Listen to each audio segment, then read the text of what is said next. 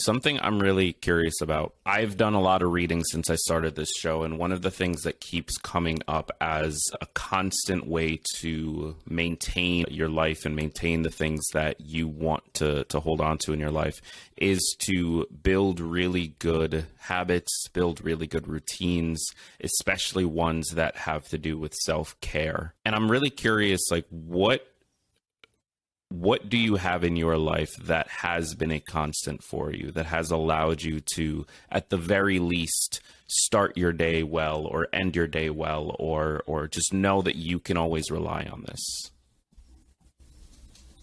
Well, I think because I did grow up on a farm, routines were very normal for us, ingrained in us. And I have routines every day. I relax while I'm eating breakfast. I'll play a game on the computer just to relax myself and put me in the right frame of mind for the day. Before I get up in the morning, I would say I meditate or pray for 10 minutes. It's more putting my intention out to the universe, what I want for myself. Mm. And making sure I stick to that. I know what's important to me and my values. So how did you go about, and it sounds like you started with this sort of major advantage that people often don't have, of like, you grew up relying on routine in order to get things done. And that's just sort of Right. the environment that you existed in. Did you find it difficult to build your own routines that maybe weren't required of you, but were things you just chose to do? Not really, I don't think, except when I was depressed. Like, I couldn't read a page when I was depressed. I couldn't. But once I discovered self-improvement books, I just devoured them like crazy. I had to learn that I hadn't had good boundaries in the past. And it's okay to say, there's certain people I want to spend a lot of time with because you feel energized and happy after being around them. And there's certain people you don't want to spend a lot of time with. And I had to put up boundaries in a delicate way without hurting people's feelings. But now I know, like I said, what's important to me. Something I'm really curious about as it relates to bipolar disorder and just that cycle of mania and depression. How has your connections to those friends, to your family, helped you when that sort of shows up again? I'm close to my children and my aunt, okay? And I can talk to them anytime. My last episode of hypomania, my son was very concerned and he said, "Mom, you've got to call your doctor." And, I was glad he pointed it out to me. So I know they're there watching out for me if things start to cycle and I start getting hypomanic or manic. And I appreciate that. I realized back in about 15 years ago, there were 7 words all starting with the letter F that contributed to my recovery.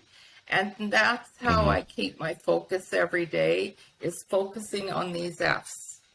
So they're family. And so my kids and my aunt are the closest to me.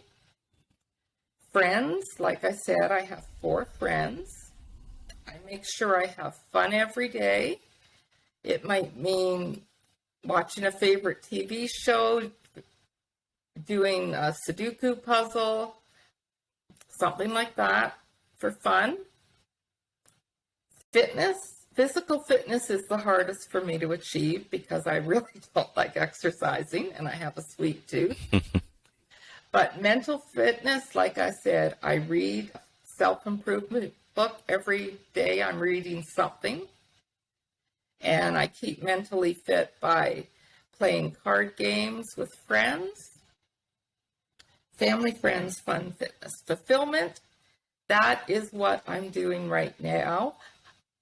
from 2006 to 8, I spoke about my recovery.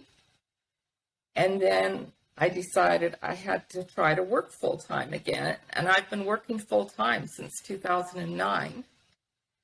So fulfillment for me is helping other people understand bipolar disorder, that you can manage it effectively. It takes work. I don't lie. It takes hard work on yourself. Fulfillment to me is my vegetable garden, my kids. Anything that brings you joy really is fulfillment. Finances, I was deeply in debt at one time. When you're hypomanic, you go on wild spending sprees. I got myself deeply in debt. When I started working full-time, every extra dollar I saved went to paying off that debt. When I became debt-free, I started looking around to see if I could buy a house. And let me tell you, that was another universe saying, Lynn, you've worked hard, you deserve this. I was so lucky to get in the housing market 10 years ago as a single woman. Very lucky. So finances, I have a spending plan every week. I don't go out on wild spending sprees anymore like I used to. I just pay my bills and buy the basics. I'm not a high maintenance person. I like simple things in life. Yeah. And then faith, as I said, that has become so important to me. The thing that jumps out at me that might be challenging for people listening to sort of follow this and integrate it into their life is that question of, how do I get myself to stick with it? So how have you allowed yourself and gotten yourself to stick with going through each of those things, either on a daily basis or a weekly basis? Like the consistency question, how have you made that work? I'm not perfect. Like I said, physical fitness is hard for me. I tell people, see what F's you have in your life now. Do you have family that are there for you? Do you have friends that are there for you? Or look to the one that would be the easiest for you to achieve and work on that. For me, I had to learn how to have fun again. I joined a singles group for people over 30, and we went dancing, we played cards, we went whitewater rafting, we went camping. I did things that brought me joy. I went on some holidays. I think that's the most important one, is learn how to have fun again. And maybe, unfortunately, there are people that grew up never having fun. You need to keep trying things until you find something that puts that spark under you and you want to get up every day. So last question here. You said earlier that your favorite quote is from Deepak Chopra. You can believe the diagnosis, but not the prognosis. Could you just explain for us what that means to you specifically? It means that because I didn't look at the root cause of depression early on, my illness progressed to bipolar disorder. I will have this label for the rest of my life. I may need to take medication for the rest of my life. And that's okay. There's nothing wrong with that.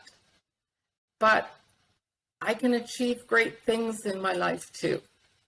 I don't have to be limited because I have a label. And that's what it really means for me. I found out when I was doing my talks for 2 years, a few years ago, that people were listening. I received an award from a mental health place in our community for the work I was doing. And I did over 100 talks in 2 years. So I know I can do it. I need coaching and help still. I joined Toastmasters to help with my public speaking a few years ago. So like I said, I know I can do whatever I set my mind to. And in my heart, in my soul, I know I want to help other people overcome struggles and teach them that, yes, you can overcome whatever is troubling you. But you have to do the work on yourself and look inside. That's where it starts. Yeah, I absolutely love that. Lynn, thank you so much for taking the time to be here. Remind us the name of the book and where we can find a copy, plus wherever else you want us to check out. At this point, I wrote another book based on the 7 F's. It's called The F Book, 7 F's to Creating Your Fantastic Future. So it will be available in September on Amazon. It's called The F Book, 7 F's to Creating Your Fantastic Future. Perfect. Is there somewhere that people can connect with you just so they can get on a wait list or anything like that? They can go to Facebook or LinkedIn. Just put in my name, Lynn Rae, LYNNRAE. My email address is lynn@thefbook.ca. Perfect. I will make sure all of that is linked up in the description of this episode. Lynn, thank you again for being here. This was an absolute joy, and I know people listening to this got a ton of value, so thank you. Thank you, Greg. I really appreciate you having me on today.